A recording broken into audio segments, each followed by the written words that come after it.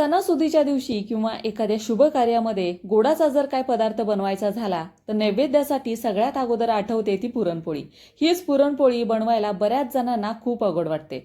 पण आज आपण साध्या सोप्या पद्धतीनं जास्तीचा घाट न घालता अगदी काठोकाठ पुरण भरलेलं ही मौसूद पुरणपोळी कशी करायची ते पाहणार आहोत. त्याचबरोबर झणझणीत कटाची आमटी ती पण साध्या सोप्या पद्धतीनं कशी बनवायची ते पण पाहणार आहोत. तर नमस्कार, मी संगीता स्वागत करते तुमचं संगीताच कुकिंग कॉर्नरमध्ये. पुरणपोळी बनवण्यासाठी अर्ध्या किलोच्या प्रमाणात ही चणा डाळ मी इथे घेतलेली आहे. आता वाटीचं प्रमाण म्हणाल तर आमटीची आपली वाटी असते त्या 3 वाट्या भरतील एवढी चणा डाळ मी इथे घेतलेली आहे. आता ह्याच्यापासून जवळजवळ 4 ते 5 जणांसाठी ही पुरणपोळी अगदी आरामात तयार होते. तर ही डाळ स्वच्छ 2-3 पाण्यानं आपल्याला धुवून काढायची आहे. बऱ्याच जणांना ही पुरणपोळी बनवणं अतिशय अवघड वाटतं, पण आज आपण साध्या सोप्या पद्धतीनं जास्तीचा घाट न घालता साध्या सिंपल पद्धतीनं कमी वेळेत ही पुरणपोळी कशी करायची ते मी तुम्हाला सांगणार आहे. 2-3 वेळा ही डाळ स्वच्छ पाण्यानं धुतल्यानंतर एखादा मोठासा कुकर घ्यायचा, त्याच्यामध्ये आपल्याला ही डाळ शिजत टाकायची. एखादा मोठासा कुकर घ्या किंवा टोपामध्ये जरी तुम्ही शिजत टाकली तरी पण चालेल, पण टोपामध्ये शिजत टाकलेली डाळ लवकर शिजत नाही. त्याच्यामुळे शक्यतो ही डाळ आहे ती कुकरमध्ये तुम्ही शिजवून घ्या, म्हणजे पटकन 1 ते 2 शिट्ट्यांमध्ये ही डाळ आहे ती शिजून तयार होते. डाळ शिजत टाकताना इथे आपल्याला थोडंसं जास्त पाण्याचा वापर करायचा आहे, कारण याच पाण्यापासून आपण कटाची आमटी तयार करणार आहोत. त्याच्यामुळे थोडंसं पाणी इथं मी जास्त वापरलेलं आहे. आता इथे मी 3 तांब्या पाणी घेतलेलं आहे, पण बऱ्याच वेळेला काय होतं, डाळ शिजल्यानंतर त्याच्यामध्ये पाणी हे कमी राहतं. कटाच्या आमटीसाठी पाणी अगदी थोडंसं निघतं. तर ते पाणी कसं वाढवायचं ते पुढे व्हिडिओमध्ये मी तुम्हाला दाखवलेलंच आहे, त्याच्यामुळे व्हिडिओ शेवटपर्यंत पहा. तर पाणी घातल्यानंतर इथे मी थोडंसं तेलही टाकून घेते, कारण ज्या वेळेला कुकरची शिट्टी होते त्यावेळेला बऱ्याच वेळेला डाळ बाहेर निघते, पाणी बाहेर निघतं. असं थोडंसं तेल टाकलं की डाळ आतल्या आत शिजते आणि छान अशी कुकरच्या शिट्टीमधून पाणी जास्त बाहेर निघत नाही. कुकरच्या 2 ते 3 शिट्ट्या मी इथं करून घेणार आहे. तुम्ही तुमच्या कुकरच्या अंदाजेप्रमाणे कुकरच्या शिट्ट्या करून घ्या. शिट्ट्या होत आहेत तोपर्यंत आपण कणिक भिजवायला घेऊया. तर अजिबात मैद्याचा वापर न करता गव्हाच्या पिठापासूनच आपण ही पुरणपोळी तयार करणार आहोत. तर 3 वाट्या एवढं गव्हाचं पीठ मी इथं घेतलेलं आहे. आता गव्हाचं पीठ चाळून कसं घ्यायचं, तर तुमच्याकडे सुजीची चाळण असेल तर सुजीच्या चाळणीने ही पीठ आहे ते चाळून घ्या, किंवा जर तुमच्याकडे सुजीची चाळण नसेल तर वस्त्रगाळ करून हे पीठ चाळून घ्या, म्हणजे मैद्यासारखं पीठ तुमचं अगदी तयार होतं. अजिबात मैदा घालायची गरज लागणार नाही. इथे मी थोडंसं हळद टाकलेली आहे, कारण हळदीमुळे पुरणपोळीला छान असा कलर येतो. थोडंसं मीठ घालून घ्यायचं म्हणजे छान चवीला होते. तर अगदी थोडं थोडं पाणी घालून घट्टसर आपल्याला हे पीठ मळून घ्यायचं आहे. जसं चपातीचं मळतो त्याच्यापेक्षा थोडंसं टाईट आपल्याला हे पीठ मळून घ्यायचं आहे, म्हणजे पुरणपोळी अगदी लाटताना जास्त फाटणार नाही, व्यवस्थित अगदी एकसारखी तुम्हाला लाटून ही पुरणपोळी आहे ती तयार होईल. तर हे पहा, जास्त पातळ पण नाही आणि जास्त घट्ट पण नाही, अगदी मीडियम ह्याच्यामध्येच हे पीठ आहे ते मी तयार केलेलं आहे. आता ह्याच्यामध्ये हे पीठ भिजवण्यासाठी ओला कपडा आपल्याला इथं करून घ्यायचा आहे, आणि ओला कपडा टाकल्यानंतर हे 15 ते 20 मिनटं हे पीठ आहे ते असंच भिजून द्यायचं, म्हणजे मस्त मौसूद अगदी जास्तीचा कुटाणा न करता हे पीठ आहे ते आपण अगदी तयार करू शकतो. तर थोड्या वेळासाठी हे पीठ आपण एका साईडला ठेवून देऊया. हे पीठ मळेपर्यंत मी इथं कुकरच्या 2 शिट्ट्या काढून घेतल्या. 2 शिट्ट्यांमध्ये ही डाळ अगदी व्यवस्थित शिजलेली आहे. तुम्ही तुमच्या कुकरच्या अंदाजेप्रमाणे इथं कुकरच्या शिट्ट्या करून घ्या. तुम्ही बघू शकता मस्त डाळ अगदी छान अशी बोटानी अगदी बारीक होते. ह्या पद्धतीनं आपल्याला ही शिजवून घ्यायची आहे. जेवढी तुम्ही डाळ व्यवस्थित शिजवून घ्याल तेवढं पुरण आहे ते अगदी मौसूद तयार होतं. तर हे पहा, आता ह्याच्यामध्ये जे आपण कटाच्या आमटीसाठी पाणी काढणार आहोत ते कसं काढायचं, ते कसं वाढवायचं, तर ते मी तुम्हाला इथं दाखवते. त्याच वेळेला काय होतं, कुकरमध्ये ज्या वेळेला आपण डाळ शिजत घालतो त्यावेळेला शिजवलेल्या डाळीमधून पाणी अगदी कमी निघतं, त्याच्यापासून कटाची आमटी थोडीशी तयार होते. तर आपल्याला इथं कटाची आमटी वाढवायची असेल तर इथं गरम पाणी घालायचं, म्हणजे तुम्ही तुमच्या अंदाजेप्रमाणे घाला. तुम्हाला किती कटाची आमटी तयार करायची आहे त्या पद्धतीनं तुम्ही इथं पाणी ॲड करा, आणि डाळ परत एकदा चमच्याच्या साह्याने व्यवस्थित हलवून घ्यायची. थोडीशी परत एकदा गॅसवरती ठेवायची, आणि हे पाणी आहे ते आपल्याला आता चाळणीच्या साह्याने गाळून घ्यायचं आहे. आता हे गाळलेलं पाणी तुम्ही बघू शकता अगदी मस्त पिवळसर असं तयार झालेलं आहे. बरेच जण काय करतात, डाळीमध्ये म्हणजे कटाच्या आमटीमध्ये पाणी जर वाढवायचं असेल तर साधं पाणी घालतात, आणि ते साधं पाणी घातलं की कटाच्या आमटीची चव अगदी वेगळी होऊन जाते, अजिबात त्याला चव लागत नाही. तर ह्या पद्धतीनं जर तुम्हाला पाणी वाढवायचं असेल कटाची आमटी जास्त प्रमाणात करायची असेल तर या पद्धतीनं शिजलेल्या डाळीमध्ये गरम पाणी घालायचं, व्यवस्थित डाळ हलवून घ्यायची आणि ती हलवलेली डाळ परत एकदा आपल्याला गाळून घ्यायचे आणि तुम्ही बघू शकता मस्त अगदी घट्टसर छान असं पिवळसर पाणी आहे ते तयार झालेलं आहे. आता याच्यापासून तुम्ही जी कटाची आमटी तयार कराल ती मात्र त्याच्यामध्ये जास्तीचे मसाले जरी तुम्ही टाकलं नाही तरी ह्या आमटीची म्हणजे ह्या पाण्याला अगदी छान अशी चव येते. मस्त कटाची आमटी अगदी तुमची छान अशी तयार होते. या पाण्याला साध्या सोप्या पद्धतीने आपण फोडणी देऊया. त्याच्यासाठी अगदी मोजके मसाले इथं मी घेतलेले आहेत. वाटण घाटणाचा जास्तीचा फापट पसारा न करता साध्या सिंपल पद्धतीनं आपण ही कटाची आमटी तयार करतोय. त्याच्यासाठी कोथिंबीर इथं मी घेतलेली आहे. त्याच्यानंतर खोबरं घेतलेलं आहे अर्धी वाटी. त्याचबरोबर 10 ते 15 लसूण पाकळ्या इथं मी वापरलेले आहेत. आलं घेतलेलं आहे 1 इंच. आता हे फक्त आपल्याला मिक्सरमधून पाणी न घालता ह्याचं वाटण तयार करायचं आहे. तर गॅसवरती मी पातेलं ठेवलेलं आहे. इथं स्टीलचं पातेलं तुम्ही इथं घेऊ शकता. तर तेल मी इथं टाकलेलं आहे 3 पळ्या. तेलाचं प्रमाण तुम्ही तुमच्या आवडीप्रमाणे इथं कमी जास्त करून घ्या. त्याच्यानंतर तेल कडकडीत गरम झालं की सगळ्यात अगोदर आपल्याला इथं मोहरी टाकून घ्यायची. मोहरी व्यवस्थित तडतडली की 1 ते 1.5 चमचा इथं मी जिरं टाकलेलं आहे. त्याच्यानंतर अगदी मोजके मसाले इथं मी टाकलेले आहेत. तेजपत्ता आहे, थोडंसं दालचिनी आहे, 1 वेलची आहे, 2 लवंग आहेत. एवढाच गरम मसाला इथं मी खडा मसाला इथं वापरलेला आहे.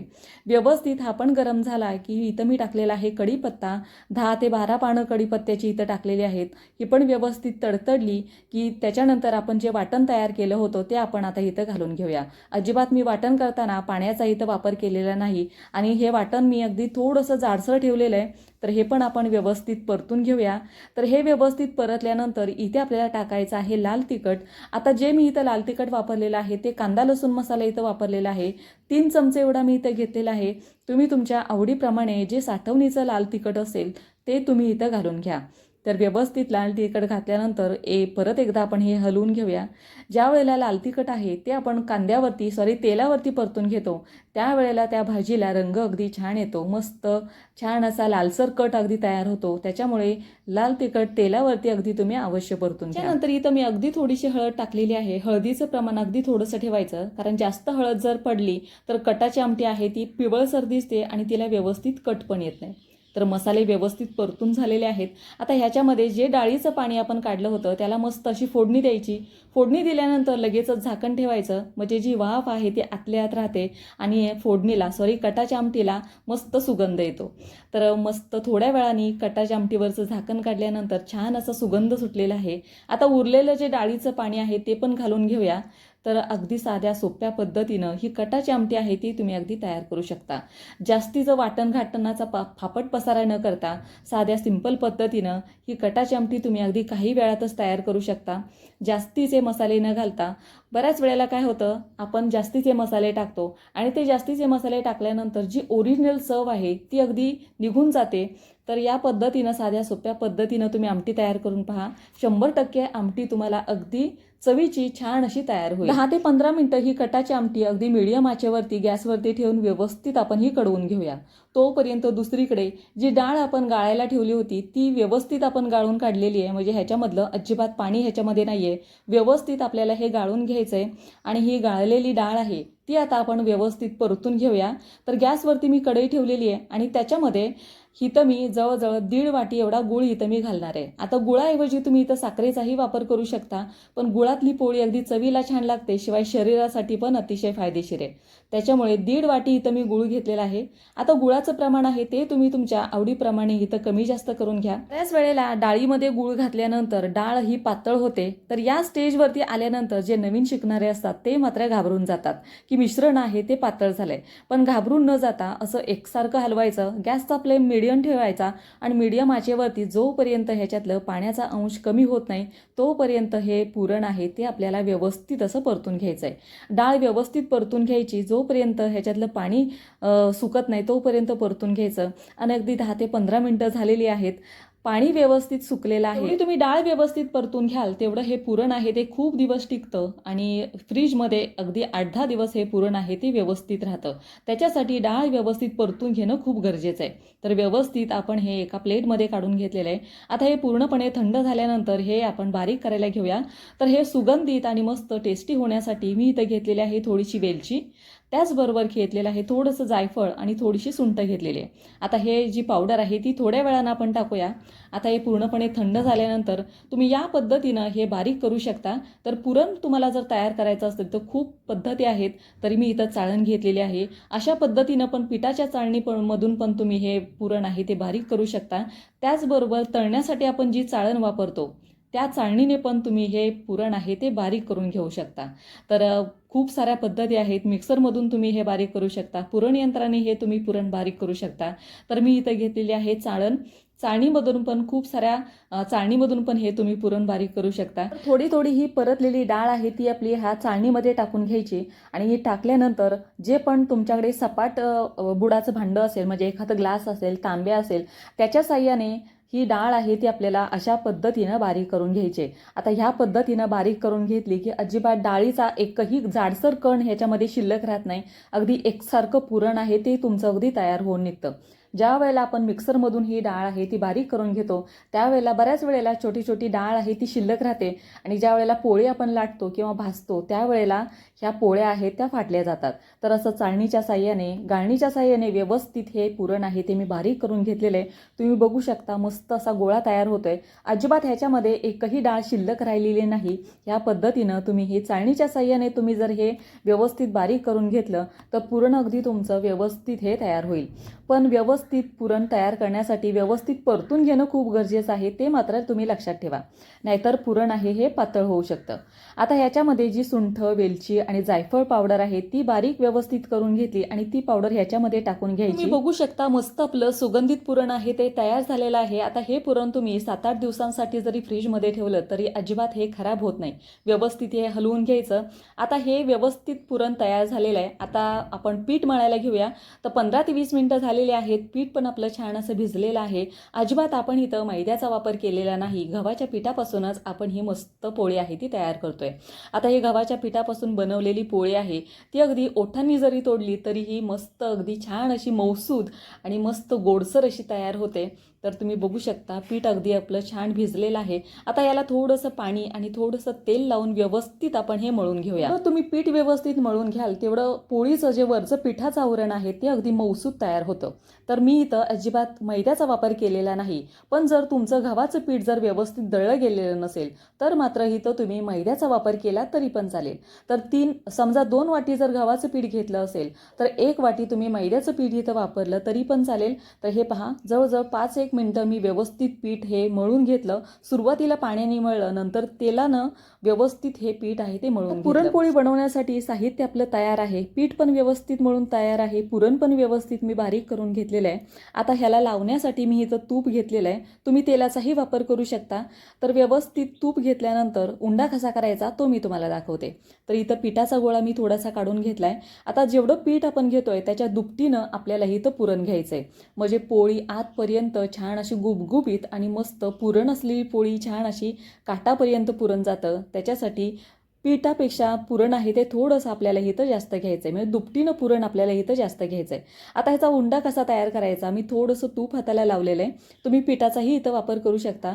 थोडंसं आपल्याला खोलगट वाटीसारखं हे करून घ्यायचं आहे आणि पुरण ह्याच्यावरती ठेवून हलक्या हाताने हे आपल्याला पुरण आतमध्ये सारत खालच्या हाताने पीठ आहे ते थोडंसं वरती रेटत हे पुरण आहे ते खोलगट आपल्याला हे आतपर्यंत असं हलक्या हाताने भरून घ्यायचं आहे. अगदी हलक्या हाताने पुरण आपल्याला भरून घ्यायचं आहे. वरचं जे साईड आहे ती थोडं थोडं फिरवत अगदी वरच्या हाताने पूर्णपणे हे तोंड आहे ते मिटवत न्यायचं आहे. तुम्ही बघू शकता उंडा बनवणं अगदी सोपं आहे. सांगण्यापेक्षा तुम्ही ही कृती आहे ती बघून घ्या. म्हणजे बघण्यात आणि सांगण्यात खूप फरक पडतो. तर हे पहा मस्त आपला गोल उंडा असा तयार झालेला आहे. पद्धतीनं दुसरा पण उंडा आपल्याला तयार करून घ्यायचा आहे. अजिबात उंडा बनवायला अजिबात अवघड नाहीये. अगदी हलक्या हाताने हे पीठ वरून खालून वरती रेटत न्यायचं आणि पुरण आतमध्ये सारत न्यायचं. तर गोल गरगरीत 2 उंडे मी तुम्हाला इथं बनवून दाखवलेले आहेत. आता हे लाटायचे कसे ते मी तुम्हाला दाखवते. तर पळपटाला मी इथं कापड बांधलेलं आहे. कॉटनचं कापड मी इथं घेतलेलं आहे. तुम्हाला कापडावरती जमत नसेल तर असा पेपर घ्यायचा आणि त्याच्यावरती पण तुम्ही हे लाटून घेऊ शकता. असा व्यवस्थित पळपटाला पेपर फोल्ड करून घ्या आणि ह्याच्यावरती पण पोळी लाटलेली अजिबात चिटकत नाही. तर हे पेपरऐवजी मी कापडावरतीच पोळ्या आहेत त्या सगळ्या तयार करणार आहे. तर कापड घेताना सुती कापडाचा आपल्याला इथं वापर करायचा आहे आणि ह्या सुती कापडावरतीच मी सगळ्या पुरणपोळ्या आहेत त्या लाटून दाखवते. कमी पीठ लागतं, शिवाय अजिबात खाली चिटकत नाही, त्याच्यामुळे कापडावरती पुरणपोळी अगदी व्यवस्थित सहजपणे आपल्याला लाटायला येते. उंडा असा हा पिठामध्ये लोळवून घ्यायचा. जास्त पण पिठाचा तुम्ही वापर इथं केला नाही तरी पण चालेल, कारण आपण जी पोळी लाटतोय ती कापडावरती लाटणार आहे, त्याच्यामुळे ही पोळी अजिबात चिटकणार नाही. तर थोडंसं पीठ मी इथं लावून घेते आणि ह्या जो हा उंडा आहे तो अगदी हलक्या हाताने आपल्याला हा लाटून घ्यायचा आहे. व्यवस्थित हलक्या हाताने लाटून घेतल्यानंतर तुम्ही बघू शकता मस्त गोल गरगरीत आपली ही पुरणपोळी आहे ती तयार झालेली आहे. अजिबात इथं पिठाचं आवरण तुम्हाला जास्तीचं दिसत नसेल. सगळीकडे पुरण आहे ते सगळीकडे अगदी एकसारखं पसरलेलं आहे. अजिबात पीठ आपलं इथं जास्त दिसत नाहीये. तर या पद्धतीनं पुरणपोळी तुम्ही पण लाटून घ्या. लाटताना अगदी हलक्या हाताने लाटायची, अजिबात त्याच्यावरती जोर द्यायचा नाही, म्हणजे आतलं पुरण आहे ते सगळीकडे अगदी काठापर्यंत एकसारखं पसरतं. तर गॅसवरती मी तवा ठेवलेला आहे. तवा गरम करताना जास्तीचा पण गरम करायचा नाही, नाहीतर जास्त पण थंड ठेवायचा नाही. मीडियम ह्याच्यावरतीच तवा आपल्याला गरम करून घ्यायचा आहे. पोळी टाकल्यानंतर काही वेळातच पोळीला फोडे येतात, तर फोडे आल्यानंतर परत आपल्याला पोळी उलटून घ्यायची आणि उलटल्यानंतर लगेचच ही पोळी आहे ती अशी मस्त टम्म फुगली जाते. तुम्ही बघू शकता मस्त गोल गरगरीत आणि छान अशी फुगलेली पोळी आपण तयार केलेली आहे. आता ह्याच्यावरून तुम्ही तुमच्या आवडीप्रमाणे तूप लावा, तेल लावा, तुम्ही तुमच्या आवडीप्रमाणे इथं लावून घ्या. तर तेलाऐवजी तुपामध्ये तुम्ही पुरणपोळी छान अशी चवीला पण लागते आणि या पद्धतीनं ह्या पुरणपोळ्या तुम्ही काही वेळातच तयार करू शकता. अजिबात जास्तीचा घाट न घालता काही वेळातच ह्या पुरणपोळ्या आहेत त्या तयार होतात. कमी मसाले टाकून कटाची आमटी, अगदी झणझणीत कटाची आमटी मी तुम्हाला बनवून दाखवलेली आहे आणि ही पुरणपोळी पण बनवायला अतिशय सोपी आहे. स्टेप बाय स्टेप फॉलो करा, तुमची पुरणपोळी अजिबात खराब होणार नाही. तर मी दुसरी पण पुरणपोळी तुम्हाला बनवून दाखवलेली आहे. मस्त कलरवरती छान अशी एकसारखं पुरण आतमध्ये गेलेली ही पुरणपोळी काही वेळातच तुम्ही तयार करू शकता. तर तुम्हाला ही रेसिपी कशी वाटली मला कमेंट करून नक्की सांगा. तुम्हाला जर माझ्या रेसिपीज आवडत असतील तर संगीताज कुकिंग या चॅनलला नक्की सबस्क्राईब करा. तर आपल्या ह्या पुरणपोळ्या सगळ्या बनवून तयार झालेल्या आहेत. 4 ते 5 जणांसाठी ह्या अर्ध्या किलोच्या डाळीपासून ह्या तुम्ही पुरणपोळ्या आहेत त्या तयार करू शकता. तर हे पहा, मस्त अगदी एकसारख्या आकारावरती छान अशा मस्त गुबगुबीत सगळ्या पुरणपोळ्या आपण लाटून तयार. तुम्हाला रेसिपी आवडली तर नक्की सबस्क्राईब करा. चला तर मग पुन्हा भेटूया अशाच एका नवीन रेसिपी बरोबर. तोपर्यंत खात राहा, मस्त राहा.